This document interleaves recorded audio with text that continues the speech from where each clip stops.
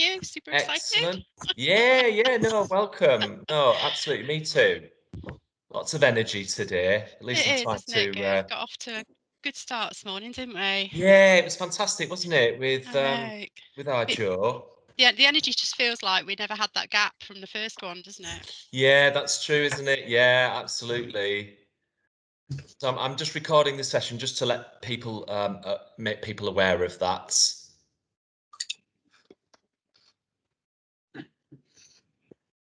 So we do have 45 minutes together. You can keep your cameras on or off, whatever you prefer to do.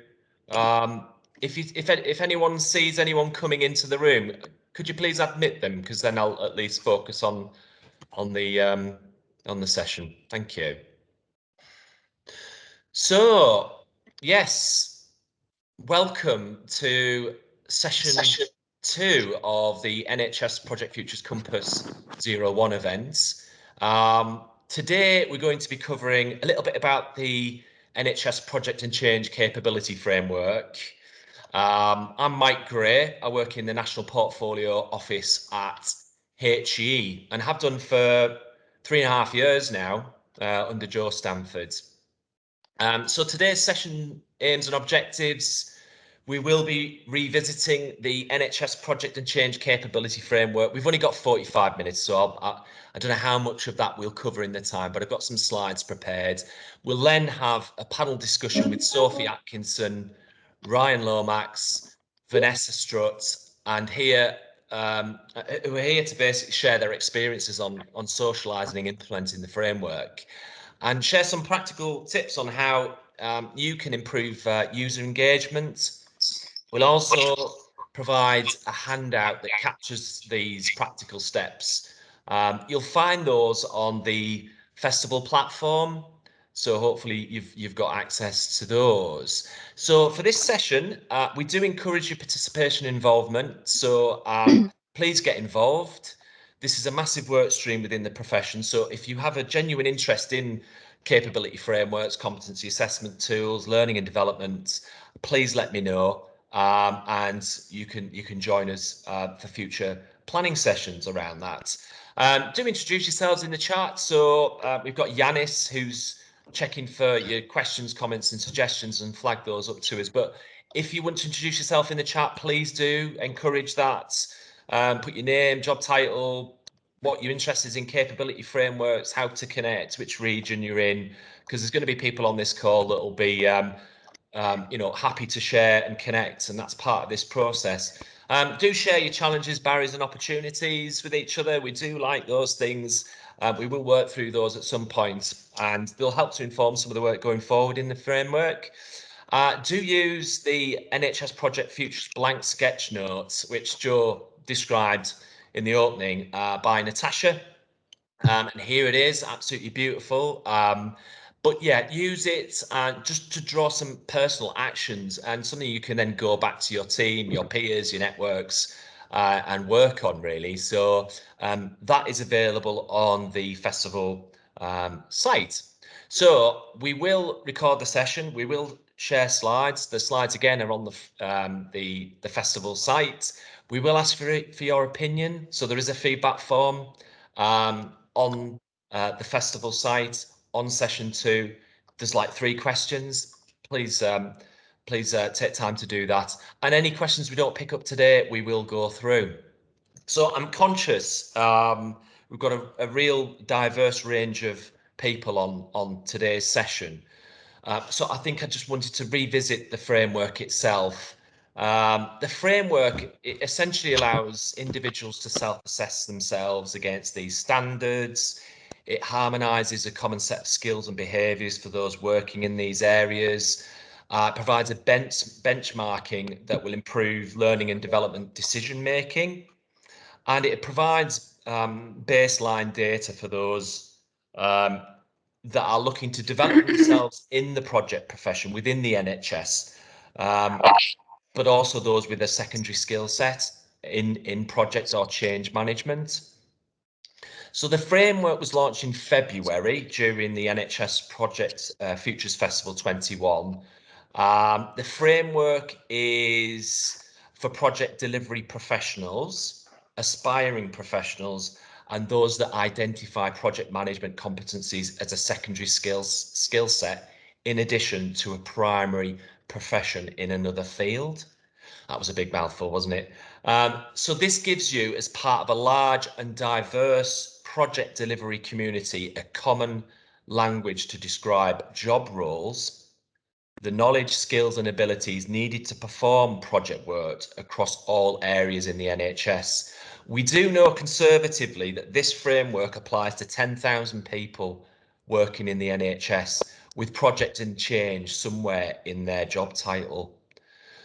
The framework is also a key document for heads of profession, line managers, HR and recruiting managers to ensure that meaningful roles linked to professional body and government standards and to support workforce planning, professional development and talent management. So the framework is presented as an online interactive PDF. It's got buttons, it's got hyperlinks, it's got bookmarks, and it page transition to allow you to navigate the tool in a really simple, user-friendly way. It's also important to say that it's accessibility compliant. It's easy, friendly functionality and an NHS colour palette. So the framework is essentially, it's got three main areas. It's got the competencies, defined as a blend of skills, knowledge, behaviours and experience that are needed to do something successfully. It's got career pathways that sets out the role categories and role types within the profession. And then it's got a development section that enables our people to identify the right development for them. It is aligned to the government project delivery profession standards. The APM, the Change Management Institute were instrumental in this, and the wider development areas such as the major project leadership competency, the project speed, government project academy discussed by Jo during her State of the Nation event opening. And it's also worth mentioning, I personally am tied to the APM competency framework working group, which is looking to develop the second version of the APM competency framework later in the summer. So the competencies are defined, can be defined as a combination of skills, knowledge and behaviours, and that's something we wanted to include in this framework. The framework consists of competencies and sub-competencies based around outcomes that those working in projects within the NHS need to achieve. So behaviours and knowledge indicators have been brought together in one area, as these coexist in the same space. So behaviours and knowledge both contribute to successful job performance. Behavioural competencies are observable, they're measurable. Behaviours and knowledge, skills and abilities and other characteristics that contribute to individual success in an organisation. So as I mentioned, competencies and sub-competencies. So we've got 9 core competencies in the framework, 3 specialist competencies and 48 competency elements. So just to quickly, yeah, we're not going to have time to go through all these, but for example, core competency 1 is project planning. We then have 4 sub-competencies that make up project planning as a core competency.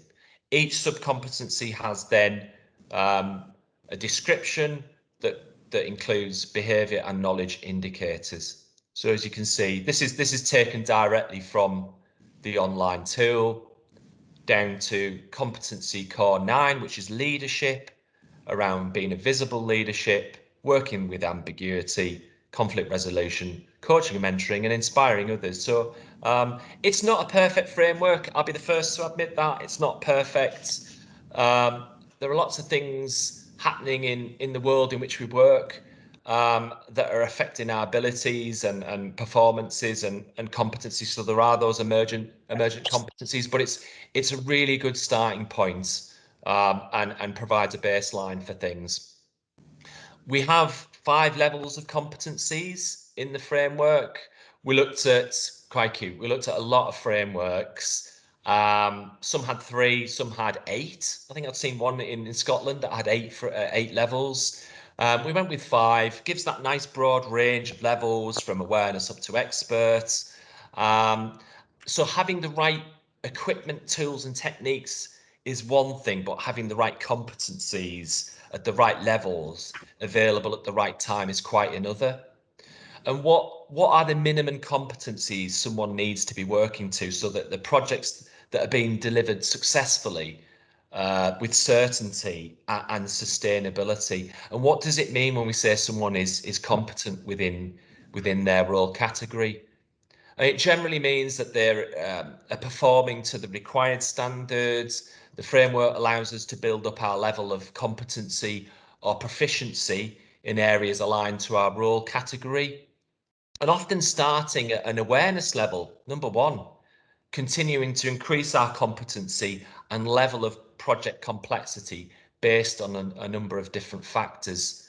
And this is why in the framework we've shown a direct correlation between the roles and the level of associated complexity. The agenda for change grades levels are all within the framework, and they're aligned to the level of project complexity. And the project complexity is influenced by a range of factors. But a good place to start is the risk potential assessment, which basically tells you how difficult and how complex the projects you're working on, using a standard set of criteria for the assessment of strategic risk of programs and projects. And we've lined those to the risk potential assessment indicators. So career pathways are really important, this bit, because I think there's, me coming new into project management, I thought that was the only jobs available. There isn't. There's a whole broad range of career pathways, and the framework enables people to identify what is expected for each role at each level and to see how they might progress or develop through different job roles and different levels. And some individuals may use the career pathway to advance over time to successfully higher levels. This might happen in the same role or a different role. So each step in a career pathway is designed to explicitly ensure individuals gain the right skills and experience at that level and help them prepare to progress to the next capability. And people transitioning from one role to another, and those aspiring absolutely brand new to project management, how do we broaden this out for people and build a profession from the ground up, as well as those that have been doing it for years, and opening that out as well. So using the framework, you can align yourself to one of 15 project delivery role categories.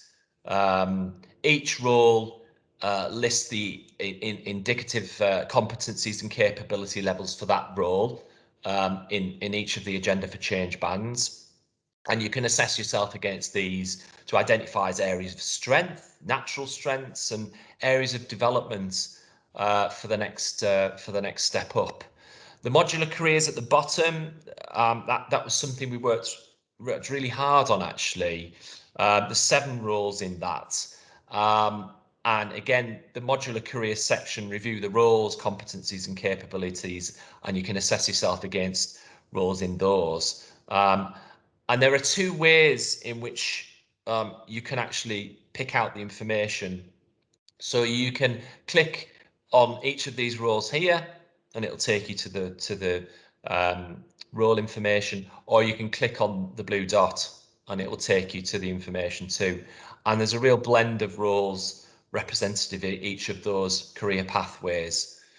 Yeah, so do have a look at those when you get time. This is what a job once, if you were to click on project support officer, this is what it would look like. It would take you to the first page. So it's really clear what the role is. So you've got your sort of 3 lines below it. So if someone is completely new to project, program or portfolio management, they can quickly make a sense of what the role is and what it entails. We've incorporated project complexity. So in this example, the PSO project complexity ranges from very low to low, and from agenda for change grades from 4 to 6. And we've included in the framework typical role responsibilities that make up that role. And obviously, the higher the agenda for change you go, the level of involvement and typical role responsibility becomes more complex. Just a quick example of the band 5 again, looking at the 5 levels of competency against each of these. And as a PSO band 5, you're likely to have an awareness in most cases across all 9 core competencies. Now, development, really important part of the framework was to provide people with development options and join together the various skill level offerings from core skill online learning modules to the major project leadership academy and the chartered APM status. The learning and development offer, you'll be guided through that to support professional development and career progression, linked both to professional bodies and government capability standards. So that includes the clarity of pathways in the profession, the breadth and depth of roles that people perhaps haven't thought about necessarily before. And it also provides clarity on individuals having access to well-defined competencies that are linked to their role categories and their learning. And it does encourage that growth mindset and supports a learning culture across integrated areas and kind of kickstarts that lifelong learning mentality. And that individuals feel valued and motivated in what they're doing. An example of that is the skills level. So this is the skills level slide, and you perhaps won't be able to make that out, but it is aligned to career pathways. We looked at project speed, as Joe described, through the IPA mandate on capability and capacity building. And yeah, we've included the IPMA, A to D levels, the chartered, the Change Management Institute accreditation levels from foundation to master, and importantly the apprenticeships. So they're in there. We've included the 4 apprenticeships which were officially launched in February, and the complexity levels, an example of grades down each side. And we've done the same for the modular capabilities, which is modular capabilities. Yeah, it's that addition to a primary profession. So if you're managing a small team for a local change temporarily in a ward, at that sort of trust level, then this is for you. Or you might have a responsibility for a small projects team in addition to a primary role. And also relevant to an individual that doesn't self-identify themselves as being a project professional. So they might have a clinical or a management profession as a primary role.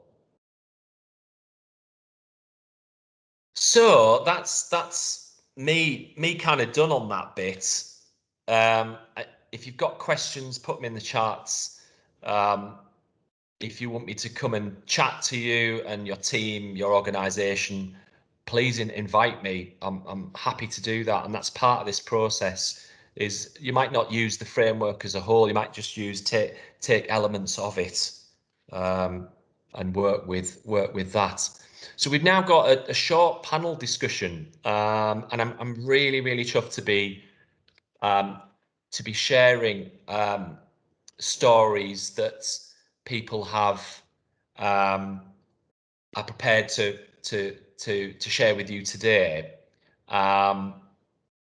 So I'll be making some introductions just now. So Ryan, Vanessa, and Sophie, welcome. Thanks so much for participating in the session. I'm genuinely blown away by your involvement. We've obviously had time to prepare, and we've had a chat about about things, but I'd like you to just take a moment to introduce yourself and just tell us a little bit about where you work and what your role is. Vanessa, did you want to start? Yeah, hello everybody. It's lovely to see so many people here today. So I'm Vanessa Strutt. I'm the Head of Projects and Programmes at the East of England Ambulance Service, and I sit within our IM&T Directorate. So we look after IT and technology and enabled projects. We've got a team of substantive project managers ranging from very experienced career professions through to new entrants, and then we augment the team with very experienced contract, project and program managers as well. We've got a small PMO team, and I think I've been with the organisation about 11 years now. All right, fantastic. Thanks, Vanessa. That's great. Ryan. Morning, everyone. Thanks for all joining today. I'm Ryan Lomax. I'm Head of Programme and Project Management at Informatics Merseyside, and pretty similar to Vanessa, really. We're a IT provider, shared service across primary care and community and mental health care in the Liverpool City region.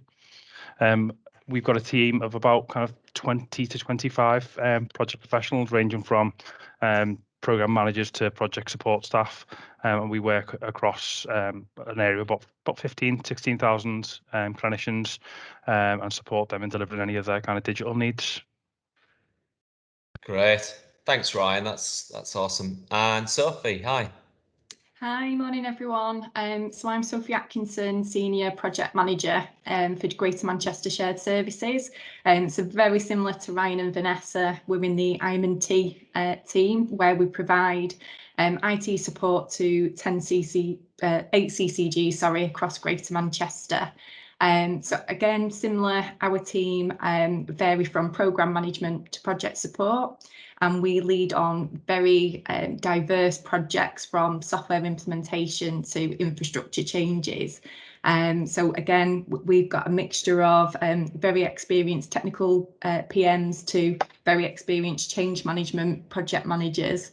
So we deal with a lot of varied work involved with that. So yeah, been working for Greater Manchester Shared Services for about 7 years now. Right, great. Thanks, Sophie. So you represent the Northwest today then, aren't you? All three of you from that region, and all have a different lens that you're looking through. Vanessa, I'm going to come to you first, if that's okay. Have you used capability frameworks before, you or your team? And if you have, what's your experience been like using frameworks? You've come to the person first with the shortest answer, Mike, which is no. No, we haven't. So this is completely new to you? This is completely new to us. Yeah.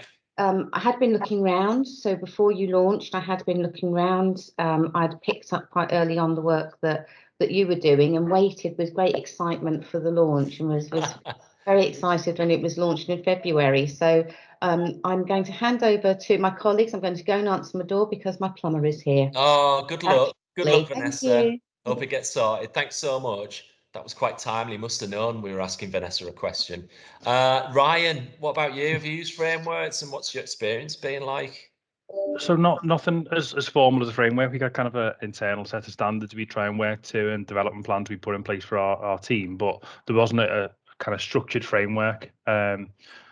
So yeah, we were really focused on that. So the kind of plans we had in place were more focused on like IT delivery and those type of skills, rather than it being around the project skills. So yeah, we've kind of looked to embrace this one and look to really formalise that as we go forward. Nice. How about you, Sophie? Have you used frameworks before? Exactly the same. No formal frameworks, other than, like Ryan's mentioned, within IT you have certain processes in place already. Yeah. Not specific to project management. Oh, no, do you know what? When I originally did some research, well, we did a lot of research on the framework, clearly, and when I asked the question in the February's festival, I was really surprised to see there was a lot of people not using frameworks at all. Some that were using sort of hybrids, a bit of APM, bit of their own, bit of this, bit of that. So yeah, really surprising actually. So when you first saw the NHS Project and Change framework, what were your first impressions? And be honest, and was there anything particularly that you liked or stood out for you the first glance, would you say? Yeah, I think I'll be honest, I was really impressed with it.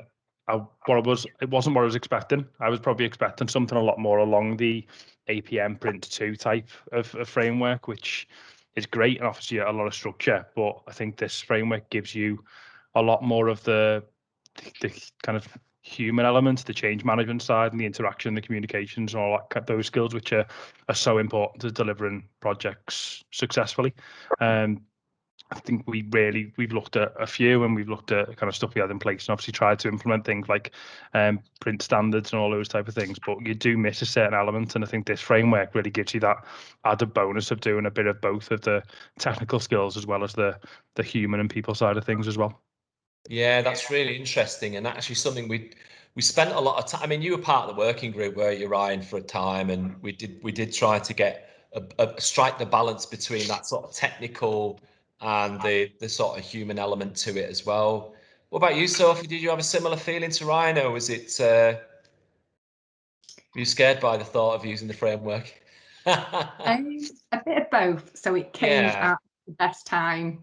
So we were looking to implement something very structured, looking at the documentation side of things and competencies within the team. And when we first reviewed the documentation, we were a little bit anxious. It was a bit, it comes across as a lot of information to process, and how are you going to implement this in BAU time? And it did seem a lot on top of the day job, if that makes any sense. But what I would say is what we did, we sort of overcame that by looking at bite-sized chunks. So there's a lot of competencies that you can review with your teams, but we actually decided to look at 5 to begin with and build on that in future. So we found that really helpful. So we focused on obviously the introduction, project planning and management, project delivery with risks and issues and benefits, because we felt they were the core ones we needed to target first. So so almost like that would be one of them. Almost like the power skills. What is it that you're looking at, and what just for those that don't know, Sophie, just tell those a little bit about the background to NHS Greater Manchester Shared Services, in terms of it was almost like you were just brought together, weren't you? And there wasn't sort of any coordination necessarily, because I think people would be able to identify with that. Yeah, so I think a lot of people in this session will remember 2014 and when PCTs were dissolved and became CCGs and CSUs. So commissioning support units were formed, and GMSS at the time were one of the CSUs in the Northwest. So what we, and again, sort of growing within the team, what happened was we had project managers who were tupied in from at the time PCTs, and they were delivering on a lot of MP Fit projects, so they were already standardised, already planned. You received that remit from NHS Digital, NHS England, and you were ready to sort of run with that. You just managed that change with the practices. But then when we formed with at the time CSU and now GMSS, it was very different. Those projects have sort of stopped for us, and we're very much focusing on technical change, being able to quickly create those project boards with your stakeholders, needing specific documentation, risk assessing, looking at those detailed plans. And that's where we found we've got a variation in staff. So we've got some that are very, very technical, but may not have had that change management experience and selling the benefits. And then we've got a lot of project managers who are great at selling the benefits and that change management engagement with primary care users and the patient and the practice, but not necessarily well experienced at the whole risk assessing, and if things suddenly scope creep, it's how we quickly react to that and how we've planned for that. So that's where we need to get to with this framework, to get everybody on sort of an even keel. We're all on the same platform, everyone's working to the same competency. Yeah, that's really well explained, and thanks for sharing that, and a real opportunity. And I can understand actually why you've decided to pick those five as you've done. So Ryan, what can you describe what approach you took to share the framework and encourage that engagement with your colleagues and peers? What approach did you take? Yeah, so I think the first thing we've done was, obviously, because you mentioned I've been involved in the working group with it, so I've been kind of probably boring the team to death with updates on what we've been doing and what we've been working on, and there's probably sick to the back teeth of hearing me talk about kind of NHS project I can't believe futures, that, but Ryan, for a no, second. well, No, of course not. It's coming from us. I think when the first thing we done when we got back was kind of get that buy-in from our senior management team and get their involvement and kind of present what the framework is to them, why it's important to have a real structured framework around the project profession within our own organisation.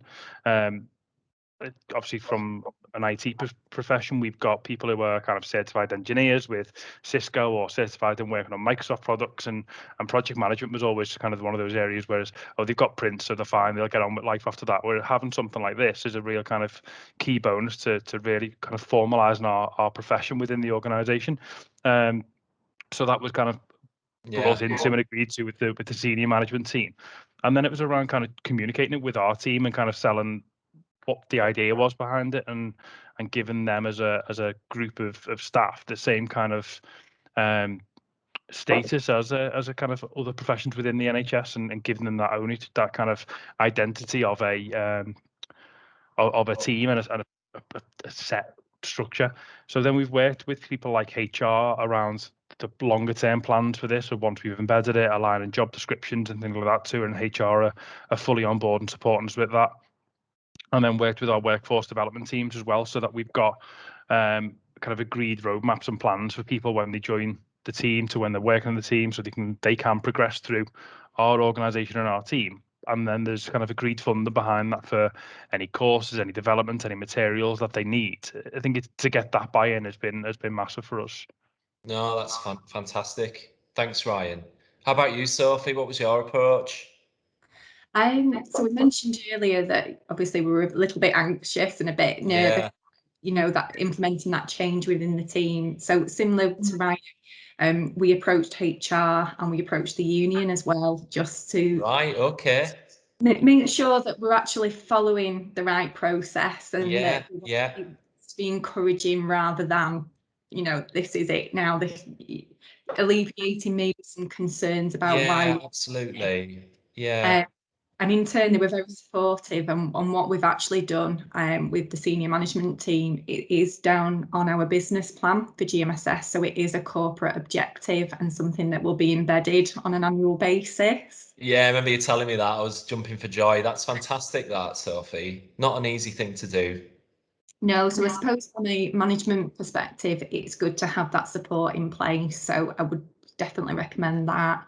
And then we went into the specifics of as I mentioned earlier, those 5 core competencies. So on the documentation, so I'm very lucky that I'm in a team of 3 other senior project managers. So we had each other to sort of support the implementation. So we all reviewed the documentation and added key specifics on what we wanted to see within that competency. So I'm happy to share that with the wider group here as well, if you need any information on that. Oh, yes, please. Yeah. Super. Yeah. Thank you. Yeah. So we did the documentation, and then we've had quite a few full PMOT meetings where we've sort of, made it clear that this is coming with timescales that we're working to and selling the benefits. And then we've had specific one-to-ones with our teams, running through what we want to see within the evidence that they're providing and how we're going to assess this, and then what the outcome will be. So we're still very much in the early days. We have actually received the first cohort of submissions from the teams. We're reviewing those at the minute. So the next step for us now will be holding one-to-ones with our team members to run through what they've identified in the documentation and where we believe they sit within that competency. So wish us luck. Yeah, no, absolutely. I would have, I think part of this process is sharing and sharing the lessons that you've learned from that so others can do it for themselves, and supporting you through that process. So if there's anything that you feel, and that goes for you as well, Ryan, and others that are trying this, because I see it in the chat that people are trying to do it. What's missing? What do we need to develop to help you communicate those key messages? Almost need like a framework toolkit that you can draw on. So your messages to your HR, messages to your senior management team that you can draw down on. I'm interested to know what sort of benefits, Ryan, I'll come to you first if that's okay. Any benefits you've noticed since you've introduced it and started to look at it, like behaviours? Have you seen any changes or anything that you've thought, oh, that's new? The biggest change I've seen is people referencing it, people like talking about it within the team. I think that's been the big thing, of them knowing they're going to do that research, look what's in the framework, see what skills they need to look at. So we're just about to embark on a kind of a PDR season now. So we're just about to step into that, and you hear people within the team saying, oh, I've looked in the framework, this is the next role, or this is the next piece of skill that we want to work on and develop. So would this course be good, or would working with these people be good? And it's just ideas and suggestions for people, so they're taking a lot more kind of ownership of their own development and kind of learning. The other thing is it's having it there to go back to from a management team point of view as well. It's really good to be able to sit with someone in a one-to-one, like Sophie's mentioned, and have that discussion with someone and say, okay, well, your role's here. Where do you see yourself going in the future? Where do you see yourself now? Where's your gaps? And just gives them a real opportunity to highlight what it is they need to work on going forward. Oh no, that's absolutely brilliant. Particularly from an organisation that hasn't necessarily used frameworks before. Just to have those conversations, start those conversations, and encourage people to do that is a real step forward. So that's great to hear. Anything from you, Sophie? Anything you've noticed? Any benefits? Yeah, I suppose it's identifying specifics within an individual's needs. So previously it would be, and at GMSS we follow a Prince 2 methodology, and normally in PDPs it would be, oh, we'll put you down for Prince practitioner, or have you tried Agile, and so on. And actually we're getting to the detail of, it's actually further than that. It's specific, tailored training. And this is going to sound really crazy considering we're in a PMO office, but it's going back to basics. So it's how do you populate a project plan? What makes a good plan? How do you document that? Risk assessing and RAID logs. It's this kind of training that you don't normally see advertised. And now that this is going to sort of be a good challenge to have now moving forwards in how we can get that tailored training that isn't optional, and really going into, this makes a good project plan, this is a good risk assessment, and these are brilliant. On your business case, you've clearly identified the benefits and if you've hit those or not. So that's what we'll this is what we'll be looking at next, this tailored training. Brilliant. And session 4 that I'll be leading on later, we'll touch on learning and development. So there might be some stuff in that. And I think there's an opportunity. I know I made a joke about you leading the Northwest U3 at the moment. And Vanessa's obviously got a plumber in at the moment. So hopefully we'll hear before we close the session. But there is an opportunity to do some of that shared learning. And if Sophie's got, identified those five power skills from the framework that they're going to focus on, has Ryan or Vanessa or anyone else in the Northwest done that for themselves? And how do you sort of share that experience? And so you're building that capability and capacity up from all levels. Before we go to the questions on the chat, I just want to ask you: is there anything you've learned from this experience? I know that you'd do differently, or anything you thought, yeah, not sure that that conversation I had with someone was the right way to do it. Anything you've learned from it that others can learn? I think it's the expectation of so he's mentioned how much work is involved in embedding this and doing the assessments and doing the checks. I think it's that expectation. So at the very beginning, I was like, oh, we'll have this in place in a couple of months. And and then obviously it was mid-COVID, everyone working at home. It's very different of way of doing things. I think that was mine. It was always don't be too ambitious, and kind of I think the idea of Sophie and GMSS of having of picking set ones and focusing on those is something that we'll take away, and we'll be looking to do it as well, because trying to do it all at once is massive, especially if you haven't had a framework in place before. So yeah, that's the kind of bite-sized chunks bit. It'd be something I'd really kind of take forward. Yeah, no, that's great. Thanks, Ryan. And Soph, anything from you? Yeah, pretty much the same as Ryan. Promote that protected time, so give your team the time to complete it. It is a portfolio. What we've seen so far is we should have done that, made a point of an hour a week to give them that dedicated time to it, because I'm sure everybody on this call has got a busy workload projects, and we have seen that's probably shown in some of the submissions that we've received. So definitely a lesson learned for us, that one. Yeah, that's critical, isn't it? No, thank you very much for sharing that. So we've got 5 minutes to go.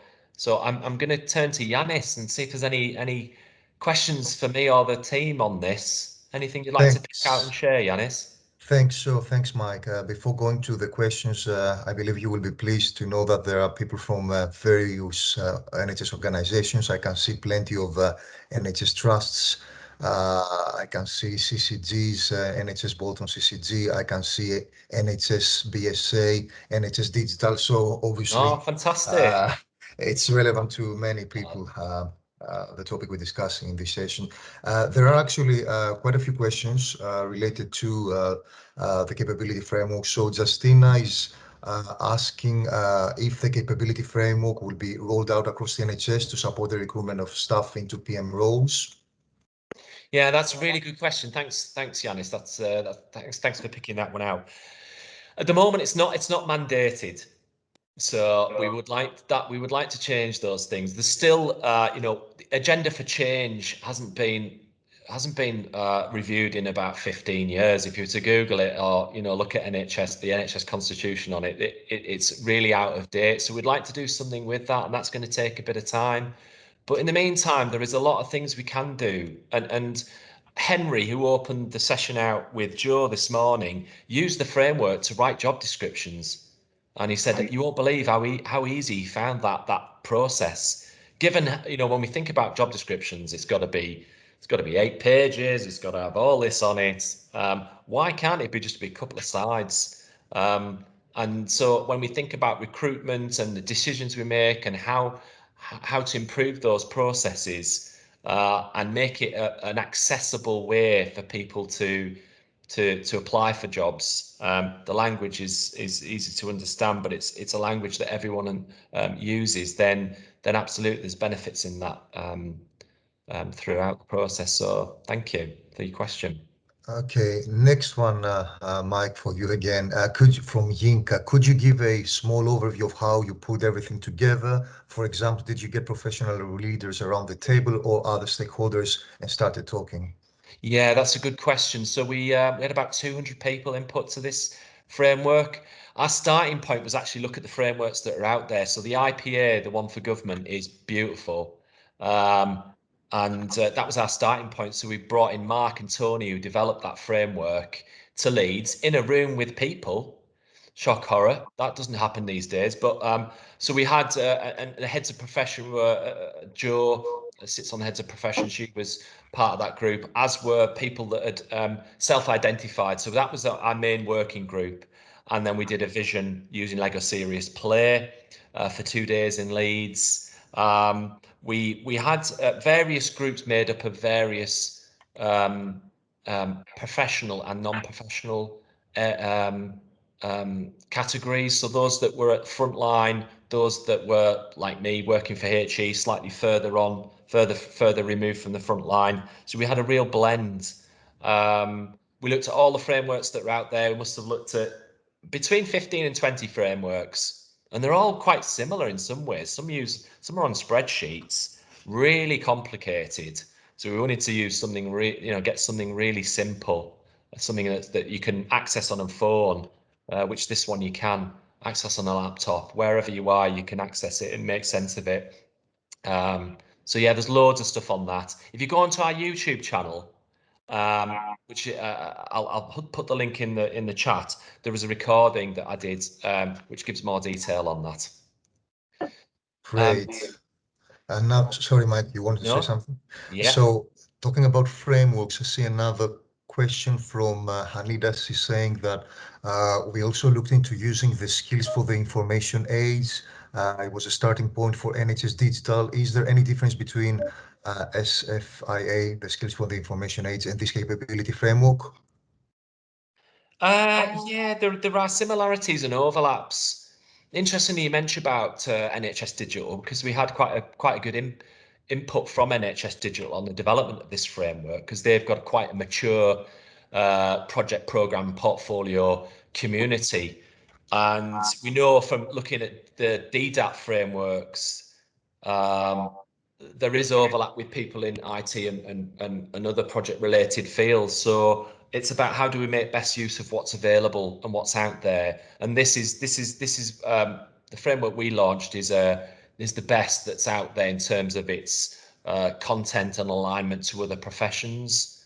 There is the quality service and improvement redesign, so the QSIR, that isn't in the framework, and Karen Slate has invited us to do workshops on that. So we're hoping to incorporate that.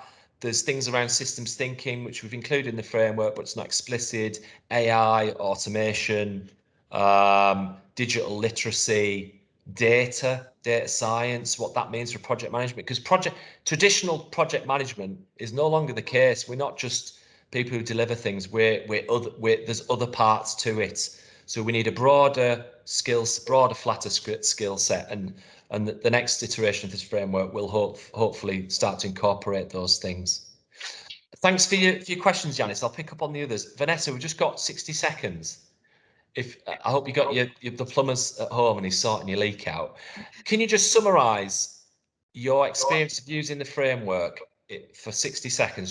Just talk away, and anything you want to share with people, please. I'll try. I've got somebody digging up the floor in the background. Oh, I see. So lots of hammering. Very, very early stages for us at the moment. So it's been a case of we're early socialising with the team. So I think the reception from the team has been curiosity and an openness and an interest in the framework. We're at the very early doors at the moment of asking people to go away and review and start to think about what this would mean as individuals, as a self-assessment, and then moving towards a one-to-one review, very much along the lines that Sophie's talked about reviewing in one-to-ones. And we haven't had any engagement with HR or looking at job descriptions at the moment. It's quite a slow process in our organisation, although it's something that I would welcome looking at as we get further down the process. So I think, in sum up, very, very early doors, but something a framework that we're excited about in being able to put more bones around understanding the modern skills, behaviours and competencies that project and programme delivery people need in this very modern volatile times, or very recent volatile times, and reflecting that projects are getting more complex. Certainly our projects seem to be getting more complex, and the environment in which we're delivering is getting more complex, and really looking to be able to support the teams with developing their skills and competencies to be able to cope with that. I haven't timed, so I'll pause there. No, that was absolutely superb. And you've actually looking to develop a sort of a personal development plan based on some of the framework with some of your new entrants, newly appointed team members, haven't you? No, absolutely, and as we've talked about, one of my areas of interest as well is how do we map some of the learning gaps to materials and learning opportunities which aren't necessarily around the formal qualification certification route, because it's great, but there's still more limited towards shorter term courses and training opportunities. And what I'm looking to do is to embed the learning using a wider range of learning opportunities, so podcasts, some reading, webinars, thinking creatively as well about how we can widen the learning opportunity. So we're really interested to hear what other people are doing in that space. Yeah, 100%, Vanessa. I think you're going to be doing a learning and development update and just revisiting some of the stuff we launched in February. But there's definitely gaps in some of that, and yeah, there's an opportunity to share what others are doing and really get that blend of learning that people that provides that impact really quickly, and people can develop that alongside their current role. That's lovely. Thanks, Vanessa. And thanks, Sophie and Ryan as well. Been tremendous. I know we've had a couple of sessions on this, but I hope those that are listening to this today and those that are listening again have found some insights and some useful things. Do visit the festival platform, because the framework's on there. The competency assessment tool I developed through Microsoft Forms on there. There's a PDP guide as well. And there's the training and learning prospectus. So do visit that. If you for some reason you can't find it, drop us an email. I'll pop it in the chat. I'll probably regret doing that because my inbox will be flooded. But please do, because I'm genuinely want to support you all in what you're doing, and connect each other up as best we can. So this is my email. Drop us a message if you can't get the things you need, and I'll respond to you. But thanks to my guests, thanks to you, because without you three, we wouldn't have made this, which I feel is a really useful session. Some of the comments we're getting is tells that story. And thanks, Yanis, for your summary on the questions. We didn't get round to them all, but we will. And Yanis, if you can take those questions and share them with me, I'll come back to people. I'll certainly do. Thanks very much. And thank you, and enjoy the rest of the events. Look forward to working with you all, hearing from you all. And again, and who knows, maybe in the next, if you want to share your story at the next session in September, let me know. Maybe we'll revisit Sophie, Vanessa and Ryan in the next quarter and see how far they've gone and where they are with it. Thanks very much. Thanks, Mike. No Thanks, worries, everyone. pleasure. Bye. Thank you. Bye. Bye. Bye.